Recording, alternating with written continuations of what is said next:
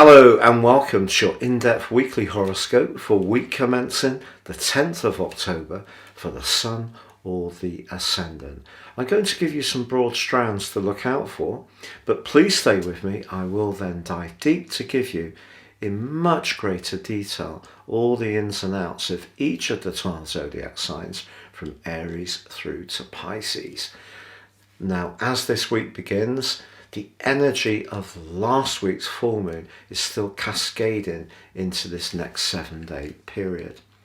Now, that full moon was in Aries. Aries is the sign of initiation, and the moon in Aries can be a little bit volatile.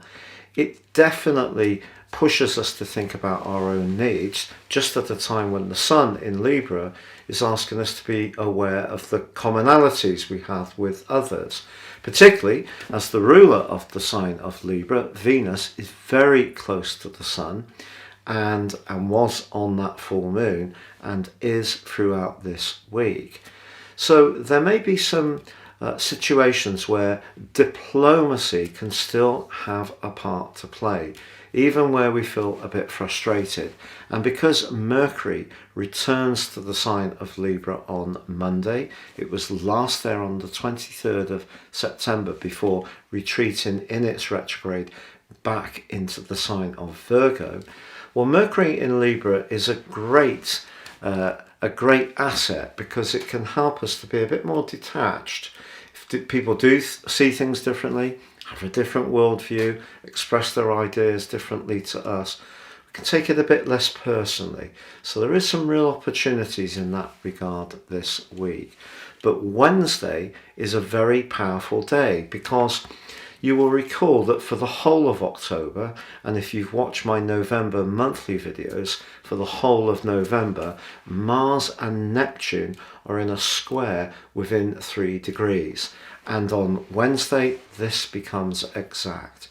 It's also exact on the 19th of November, but this can be a very draining influence. Mars in the sign of Gemini is very bright and vivacious, but can be quite opinionated.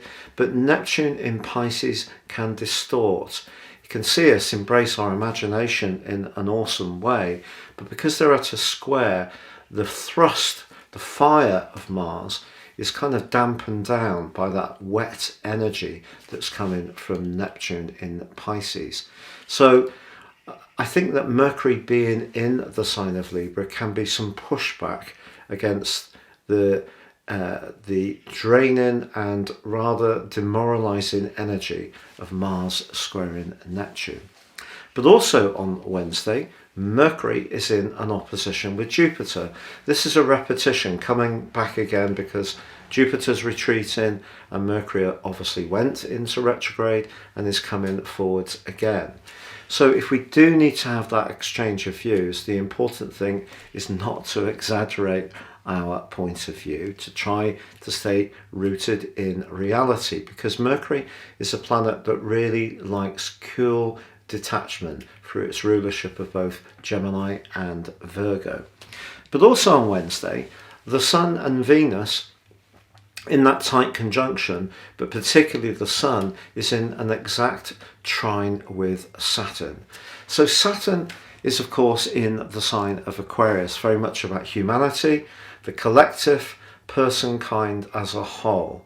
And it does continue in that attritional right angle with Uranus through this week. It's going to come to a close within the 1 degree on the 12th, again midweek. So a really important day is Wednesday, but it's still going to be a very potent influence, really right through to the end of November, right up until the 2nd day of December this year. But the role of Saturn in its angle to the Sun and Venus is very stabilizing. So we're given an opportunity this week to be perhaps a little bit more detached, to push back against that rather distorting energy of Mars squaring Neptune, which can see a lot of gossip and and inaccuracies doing the rounds. We're being asked to be mindful of Mercury opposite Jupiter, staying grounded around the exchange of opinions and trying to make them as factual as possible. But when it comes to relationship matters, perhaps the full moon in Aries is going to help to push something into the open that does require some discourse and some discussion and perhaps even renegotiation. So it could end up being, despite that tricky right angle between Mars and Neptune and the full moon, quite a constructive week.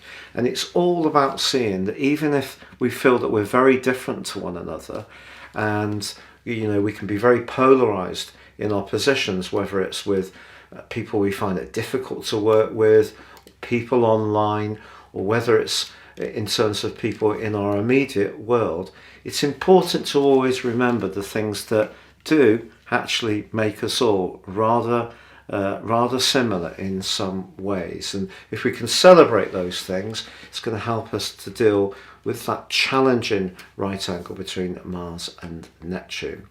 Now, please stay with me for each of the 12 zodiac sign forecast.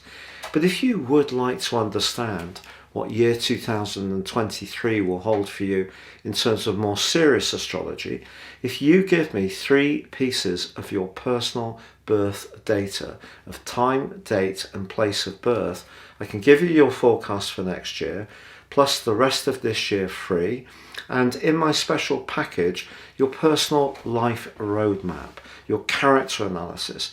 This can help you to understand some of the patterns that have come up in your life, perhaps sometimes in a challenging way, that you can figure out how to negotiate better going forwards, but also where you can expand upon your potential and capabilities. There's 30% off in this special package. Please see the link below for more. Finally, if you're new to my channel, thank you so much for joining me. I'd love it if you would subscribe. Please click or tap on the bell notification symbol. If you're an ongoing viewer, thank you so much for all your views. So Gemini, your week commencing the 10th of October forecast sees Mercury on Monday, your ruler, move back into the sign of Libra, whence it was last on the 23rd of September. This, of course, shares your air tropicity. So this is a great opportunity for you to really use your quick wits, your mind, and your sense of humour to great effect. Because the Sun and Venus are pretty close together in your 5th house too, this can give your social situation a real uplift. But also, if you want to dazzle people with your skills and creativity, the fact that the Sun and Venus align to Saturn, the planet of structure, in your sector of expansion, so positively at the heart of this week, means that if there are skills that you do want to express to a wider audience, there's every chance you can find just the right mix of deft touch, presentation, but substance that really is going to impress someone a great deal. But also on Wednesday, Mercury is exactly opposite Jupiter. Again, we're repeating an aspect that's gone before. This is good for the exchange of ideas. It's certainly going to add to your enthusiasm. One of the things that Jupiter can do, particularly in the sign of Aries, is just tempt us into perhaps over-egging the pudding a little bit. So if there is something that you want to talk about, your enthusiasm will be marvellous, but it will be important to stay realistic as well. More challengingly, on Wednesday also, the angle between Saturn and Uranus is really coming to the end of its very intense phase, but that is something still to be mindful of. Any psychological issues, outstanding stuff from your past, which isn't quite resolved, could still be feeding into underwhelming you in some way. Also on the same day, Mars in your sign, which has been giving you a lot of panache and drive, but has been squared within 3 degrees by the dreamy, drifty and watery energy of Neptune in Pisces for the whole of this month. Well, that aspect becomes exact. So you can see that Wednesday is rather a big day this week for you. The key with that aspect, I think, is that Mars has encouraged you really to be a bit more single-minded, perhaps even a bit more outspoken. If you have an interest in sharing ideas or philosophies, Mars in Gemini has certainly been of great assistance.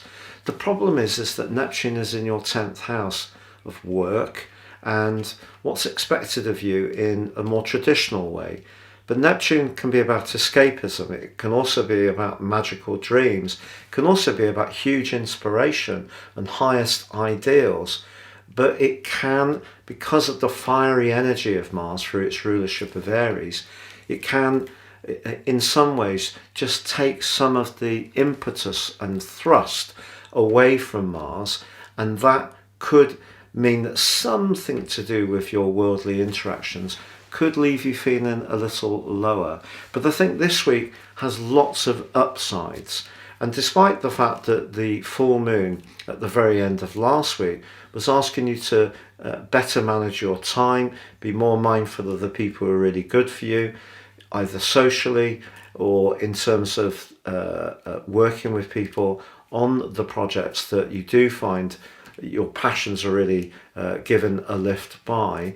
I think as this week draws to a close, I think as long as you can be conscious of how Neptune can just, in a very sensitive way, just denude you or take you away from focusing on what really gives you a sense of excitement and verve and helps you to express your vivaciousness. If you can really focus on all of those and the people who celebrate that part of your nature, you can overcome Neptune, and a lot of people are going to see you on really good form for quite a lot of this week.